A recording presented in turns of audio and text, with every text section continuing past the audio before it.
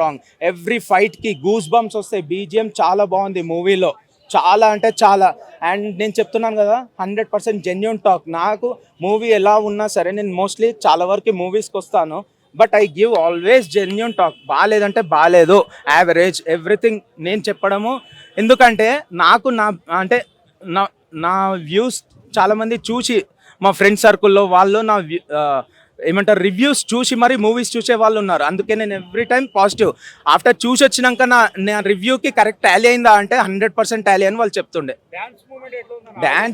డ్యాన్స్లో మనకి ఎన్టీఆర్ని మించినది టాలీవుడ్లో ఇప్పటివరకు ఇంకోరిని చూడలే. ఎన్టీఆర్ తర్వాత అల్లు అర్జున్, సెకండ్ అల్లు అర్జున్. ఎన్టీఆర్ ఎందుకంటే by childhood is a classical dancer, ఆయనను మించి రాదు. ఎందుకంటే మనకు తెలుసు ఒకప్పుడు ఎంత లావు ఉంటుండే ఎన్టీఆర్ ఒక 10 years బ్యాక్.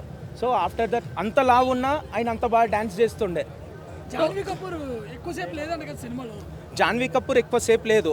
ఎలా ఉంటుంది మనమే చెప్పాలి, ఎందుకంటే ఫస్ట్ టైం మన తెలుగు ఇండస్ట్రీలో వస్తుంది జాన్వీ. సో డైరెక్టర్ గిట్ ఏంటంటే తనకి ఎలా పర్ఫామ్ అవుతుంది, ఆడియన్స్ ఎలా యాక్సెప్ట్ చేస్తారని చిన్న గ్లింప్స్ ఇచ్చిండు, బట్ మొత్తం రోల్ ఇయ్యలేడు.